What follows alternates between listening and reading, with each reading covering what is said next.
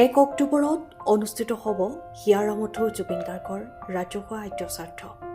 ইতিমধ্যেই যোৰহাটত অনুষ্ঠিত হ'বলগীয়া এই আদ্য শ্ৰাদ্ধলৈ প্ৰস্তুতি প্ৰায় তুংগত। এইকেইটা দিন সকলো তদাৰক কৰিবলৈ বাহৰ পাতিছে মন্ত্ৰী বিমল বৰা, লগতে উপস্থিত আছে জিলা প্ৰশাসনৰ লোকসকল। যোৰহাট ষ্টেডিয়াম প্ৰাংগণত প্ৰিয় শিল্পী জুবিন গাৰ্গৰ আদ্য শ্ৰাদ্ধ উপলক্ষে বুজলৈ ক্ষেত্ৰ পৰিদৰ্শন কৰে জুবিন গাৰ্গৰ সহযোগী ৰাজা বৰুৱাই। অনুষ্ঠানটিত আয়োজন কৰা দিনৰে পৰাই উপস্থিত থাকে অসম চৰকাৰৰ মন্ত্ৰী বিমল বৰা, পবিত্ৰ মাৰ্ঘেৰিটাৰ লগতে বহুকেইজন লোক। উক্ত স্থানত জুবিন গাৰ্গৰ মৃত্যু সন্দৰ্ভত মন্তব্য কৰি আৱেগিক হৈ পৰে জুবিন গাৰ্গৰ সহযোগী ৰাজা বৰুৱা। তেওঁ মন্তব্য কৰি জুবিন গাৰ্গৰ দোষীয়ে শাস্তি পাব লাগিবই। ন্যায়ালয়ৰ ওপৰত আমাৰ আস্থা আছে। যিদিনা জুবিনক জ্বলাই দিয়া হ'ল, লগে লগে উঠি পৰিছে সকলো। শ্যামকানু মহন্তইও শাস্তি পাব লাগিব। শাস্তি আৰু ধৰণটো মই বিচাৰ কৰিলে নহ'ব, সেইটো শাস্তি পাবই। যিহেতু আমাৰ সকলোৰে ওপৰত আস্থা আছে, ন্যায়ালয়ৰ ওপৰত আস্থা আছে আৰু চৰকাৰখনেও উঠি পৰি লাগিছে। আপোনালোকে নিজে দেখিছে যে মৰিশালিত যিদিনাখন জুবিন গাৰ্গক জ্বলাই দিয়া হ'ল, তাৰ পিছৰ পৰাই লগে লগে উঠি পৰি লাগিছে। মুখ্যমন্ত্ৰী মহোদয় তেখেতে নিজেও যথেষ্টখিনি কথা কৈছে। গতিকে দোষীয়ে শাস্তি পাবই লাগিব। ৰাজা বৰুৱাই কয়, যোৰহাটৰ স্মৃতি জুবিনৰ সৈতে গভীৰভাৱে জড়িত। জুবিন গাৰ্গৰ সংগীত যাত্ৰা চিকুদাৰ ঘৰৰ পৰাই আৰম্ভ হৈছিল।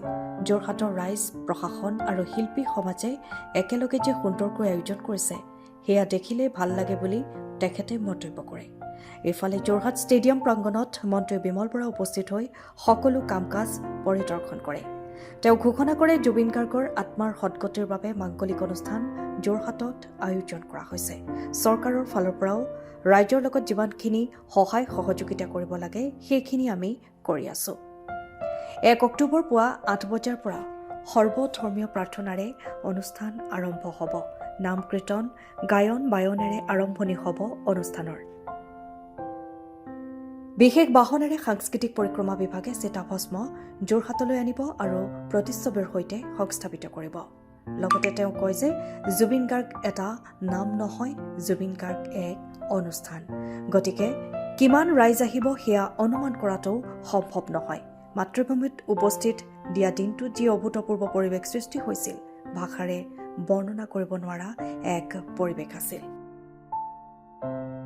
গাৰ্গ ডাঙৰীয়াৰ আত্মাৰ সদগতি কামনাৰ্থে যোৰহাটবাসী ৰাইজে, পৰিয়ালৰ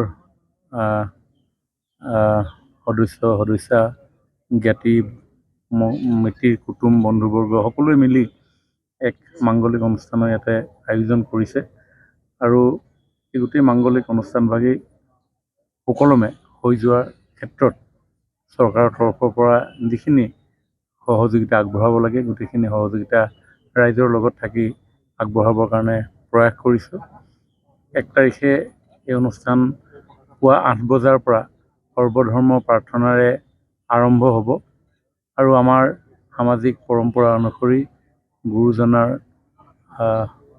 অপূৰ্ব সৃষ্টি নাম কীৰ্তনেৰে, এই গায়ন বায়নেৰে এই অনুষ্ঠান সম্পন্ন কৰিবৰ কাৰণে ইতিমধ্যেই যোৰহাটৰ ৰাইজে উদ্যোগ গ্ৰহণ কৰিছে। ঢেকীয়াখোৱা বৰনামঘৰ, মইনাপৰীয়া নামঘৰৰ পৰা আৰম্ভ কৰি দাঁতিকাষৰীয়া বহু নামঘৰৰ ভকতসকলে এই ক্ষেত্ৰত উদ্যোগ গ্ৰহণ কৰিছে।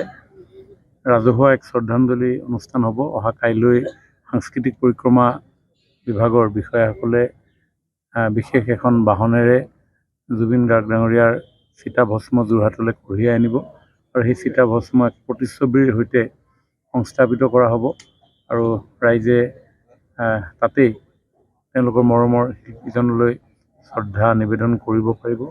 আৰু অন্যহাতে পৰিয়ালৰ 13 দিনৰ এক মাংগলিক কামো ইয়াতে সম্পন্ন হ'ব। তেখেতসকলে এই স্থানতেই তেখেতসকলৰ নীতি নিয়ম অনুসৰি এই কামখিনি সম্পূৰ্ণ কৰিব আৰু এই গোটেই ব্যৱস্থাখিনি কৰিবৰ কাৰণে যোৰহাটৰ স্থানীয় দল, সংগঠন, বিশিষ্ট ব্যক্তিসকলক লৈ 48জনীয়া এখনি কৰ্ণধাৰ সমিতি গঠন কৰাৰ লগতে বহুকেইখন উপসমিতি ৰাইজে গঠন কৰি দিছে আৰু প্ৰত্যেকজন দায়িত্বত থকা সদস্যাই নিজ নিজ কামসমূহ নিয়াৰিকৈ তেওঁলোকে আগবঢ়াই লৈ গৈছে। মই ভাবোঁ যে সুন্দৰ ৰূপত এই মাংগলিক কাৰ্যফেৰা সম্পন্ন হৈ উঠিব।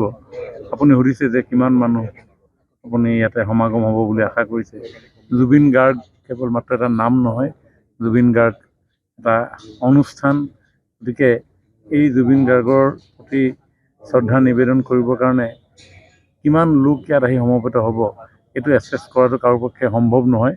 কাৰণ তেখেতৰ মহাপ্ৰয়াণৰ পিছত তেখেতৰ নশ্বৰ দেহ যেতিয়া নিজ মাতৃভূমিত আহি উপস্থিত হৈছিল, সেই নশ্বৰ দেহক আদৰণি জনাবৰ কাৰণে যি অভূতপূৰ্ব পৰিৱেশ সমগ্ৰ অসমত সৃষ্টি হৈছিল, শব্দৰে বৰ্ণনা কৰিব নোৱাৰা এটা পৰিৱেশ, ভাষাৰে বৰ্ণনা কৰিব নোৱাৰা পৰিৱেশ। গতিকে আমি ভাবোঁ যে যিমানেই লোক ইয়াতে উপস্থিত নহওক, জুবিন গাৰ্গৰ সকলো অনুৰাগীয়ে তেওঁলোকৰ অতি মৰমৰ শিল্পীগৰাকীৰ এই পবিত্ৰ মাংগলিক কাৰ্যত খুব সুন্দৰভাৱে অংশগ্ৰহণ কৰি পবিত্ৰময় পৰিৱেশ তেখেতসকলে গঢ়ি তুলি তেওঁৰ আত্মাৰ সদ্গতি কামনা কৰিব। অহাকালিলৈ যোৰহাট ষ্টেডিয়ামত আমাৰ সকলোৰে মৰমৰ শিল্পী হিয়াৰ আমঠু জুবিন গাৰ্গৰ আদ্য শ্ৰাদ্ধ আয়োজন কৰা হৈছে। আচলতে যিহেতু যি মাংগলিক অনুষ্ঠান যোৰহাটবাসী ৰাইজৰ সহযোগত আজি ইয়াত আয়োজন কৰা হৈছে, সেই অনুষ্ঠান পুৱা 8 বজাত প্ৰাৰ্থনা সভাৰে আৰম্ভ হ'ব। বিভিন্ন ধৰ্মৰ যিসকল ধৰ্মগুৰু আছে তেখেতসকল আহি প্ৰাৰ্থনা সভা আৰম্ভ কৰাৰ পাছতে প্ৰায় 9 বজাত ইয়াতে এই শ্ৰদ্ধাঞ্জলি অনুষ্ঠান আৰম্ভ হ'ব, মুকলি হ'ব। গতিকে বিভিন্ন দল সংগঠন তথা ৰাইজে ইয়াত শ্ৰদ্ধা জনাব তেখেতক শেষবাৰৰ কাৰণে, আৰু তাতে চিতাভস্ম থাকিব।